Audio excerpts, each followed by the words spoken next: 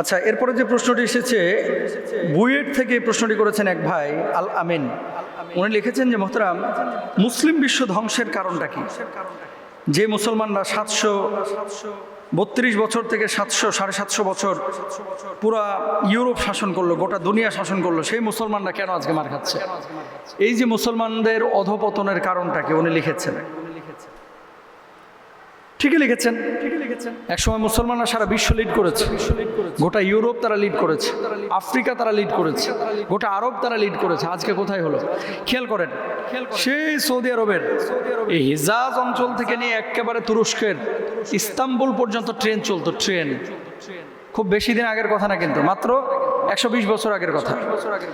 এবং আপনারা যদি মাদায়ানে সালের এই অঞ্চলে যান, সৌদি আরবে আল আউলা অঞ্চলে, এখনো দেখবেন যে ওই হিজাজ থেকে যে ট্রেনটা যায় তো ইস্তাম্বুল, মানে গোটা আরব থেকে এই যে সিরিয়া হয়ে ইস্তাম্বুল পর্যন্ত যে ট্রেন যেত, এই রেল লাইন এখনো আছে, পুরাতন ট্রেন এখনো পড়ে আছে। আল্লাহ তাআলা আমরা দুই জায়গায় নিয়েছে, এক হচ্ছে আল আউলাতেও গেছি, আবার ইস্তাম্বুলের যে জায়গাটায় ওনাদের যে আপনার স্টেশন, সেখানেও গিয়েছি। বলার মাকসাদ হচ্ছে যে এত কিছু থাকা সত্ত্বেও মুসলমানরা কেন এভাবে পরাজিত হলো? কেন মুসলমানরা ধ্বংস হয়ে গেল? মুসলমানরা কেন সবকিছু এভাবে হারা হলো? এক নম্বর কারণ হচ্ছে মুসলমানদের দুনিয়ার প্রতি আসক্তি, আল্লাহ বিমুখতা, তাকওয়া থেকে সরে যাওয়া। মানুষ অর্থের লিপ্সা, ভোগবিলাসিতা। আপনি তোপকাপি মিউজিয়াম সহ তোপকাপি প্রাসাদ যদি যেয়ে থাকেন, দেখবেন যে ভোগ বিলাসিতা তাদেরকে কিভাবে আচ্ছাদিত করেছিল। এই বর্তমান জামানাতে অনেক সাধারণ মানুষ, আলেমদেরকেও এটা পেয়ে বসেছে। এই প্রমোদ ভূত আলেমদের ঘাড়েও বসে পড়েছে।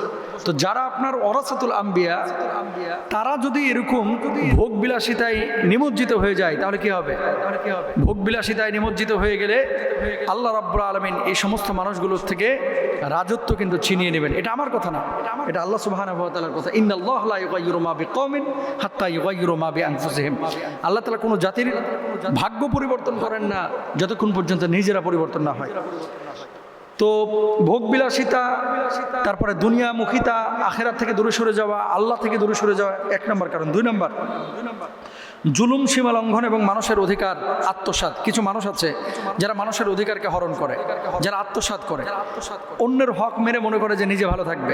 এগুলো মুসলমানদের ভিতরে যখন চলে আসবে, তখন আল্লাহ সুবহানাহু ওয়া তাআলা এই মুসলমানদের ধ্বংস করবেন।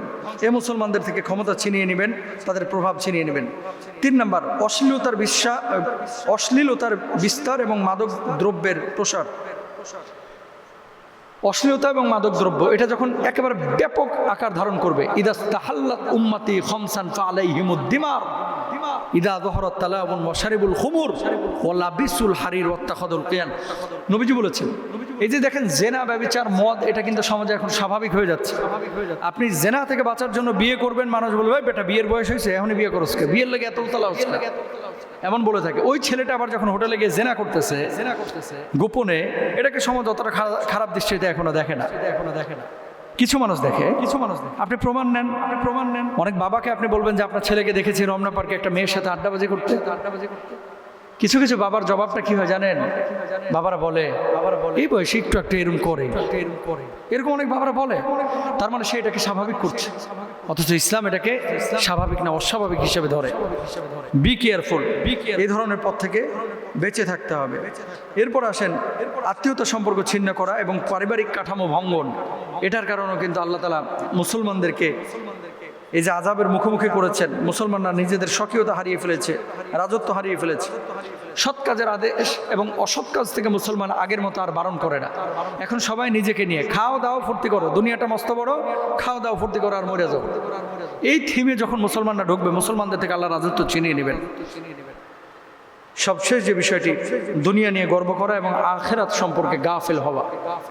বহু মানুষ আমরা কথা বলি নবীজির পার্টিতে বসে দিনের দাওয়াত দেওয়ার কাহিনী, উহুদের প্রান্তরে রক্তাক্ত হওয়ার কাহিনী, নবীজির নালা মুবারক রক্তে রঞ্জিত হওয়ার কাহিনী, অথচ হুজুরের বাড়ির ইন্টেরিয়রের খরচ হচ্ছে 45 লক্ষ টাকা। অথচ স্কলারের গাড়ির দাম হচ্ছে 1.5 কোটি টাকা। স্কলার প্রতি বছর বিদেশ সফর করতেছে, যিনি দিনের দায় 7টা 8টা 9টা 10টা দেশ সফর করতেছে। কেন? খালি ঘোরার জন্য, দাওয়াতি কাজে না। কিভাবে আল্লাহ সাহায্য আসবে? কিভাবে মুসলমানদেরকে আল্লাহ তাআলা বিজয় দান করবেন? একটু ভাবেন, আল্লাহ বুঝ দান করবেন।